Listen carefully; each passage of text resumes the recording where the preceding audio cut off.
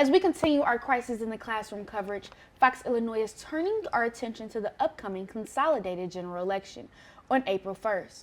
School boards across the country have come under scrutiny for different policies and decisions, and Unit 4 is no exception.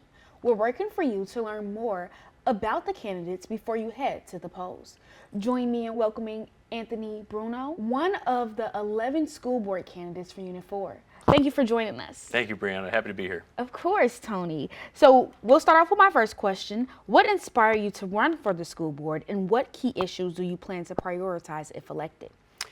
I have 3 children. 2 of them are in the district right now. My daughter's going to be starting kindergarten in the fall, and I am a lifelong resident of Champaign. I'm a small business owner, and I have been frustrated and frankly embarrassed by how the school district has been running itself for the last few years.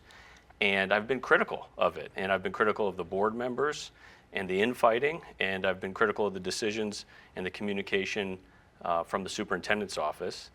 And I just thought it was time to step up and do something about it. Okay. And how do you plan to improve communication and transparency between the board, parents, teachers, and students? Well, I communicate for a living, and I think that making the shift toward transparency can be done overnight. We can immediately start signaling to the community that the era of secrecy and putting the public on a need-to-know basis has ended. And I believe strongly in putting our issues out on the table to be examined and debated in the public light for everybody to see. I think that's how we're going to get the best outcomes and the best solutions to the difficult problems that the school board faces.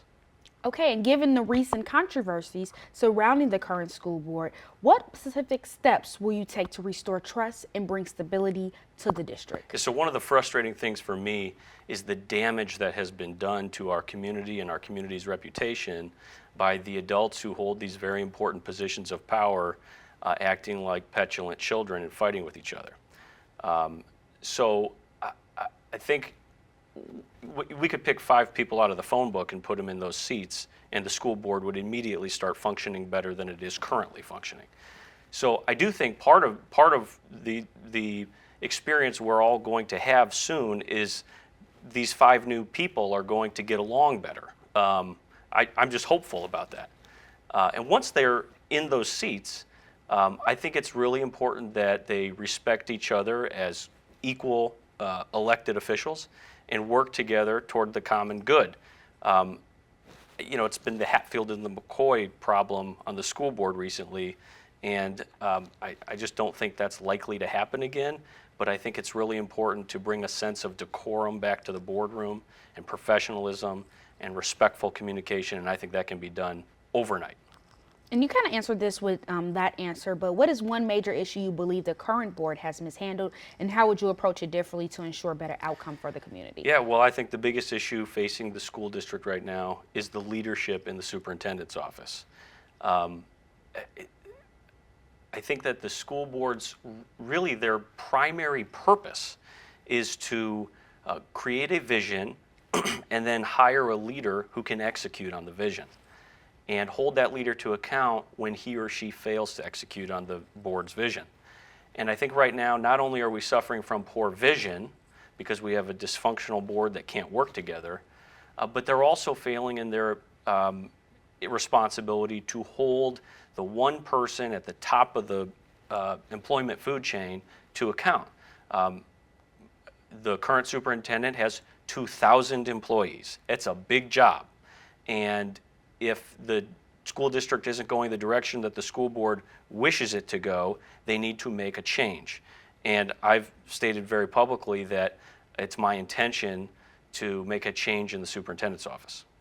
Okay.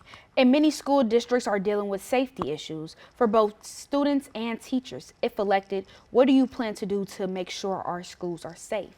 This is a huge issue. Safety encompasses a variety of problems. Bullying comes to mind. That is sickness within the system that causes everybody to perform worse than they otherwise would. Students fearing that they might be bullied or suffering the consequences of bullying.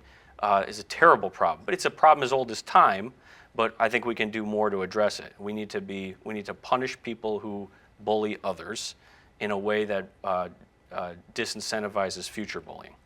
We have to worry about gun violence. A lot of our kids are affected every day with gun violence. And the gun violence we typically think about is the gun violence in the neighborhood, around where kids go home and sleep. But we also, Champaign has got to have a plan and be ready if our community, God forbid, was the subject of a school shooting. It's not talked about enough, but it could happen. No community in America is safe from this scourge. Guns are everywhere, and people bring guns into school sometimes in America. And it happens here more than it happens anywhere else in the world. And we need to be prepared in the event that happened. And I think our local law enforcement does a good job of preparing for stuff like this. But I think that the schools need to be a good partner, continue to be a good partner with law enforcement. But we need to be prepared for that. So bullying, gun violence in the neighborhoods, and gun violence at school. Okay, and this is my last question. If elected, will you continue to support the anti-racism policy the district put in place? Yeah, racism is a horrible scourge, and it has to be eradicated to the greatest extent possible. Human beings have been discriminating against each other on the basis of skin color and race probably since the beginning of time. It's a horrible problem, and we have to do more to address it. I'm in full support of measures that are designed to address the continued racism epidemic in our community, and I think we should think very carefully about how we approach it. It is not a simple issue, and I think that we can't treat it as a simple issue. It is a complex issue, and it deserves careful thought and consideration in how we address it.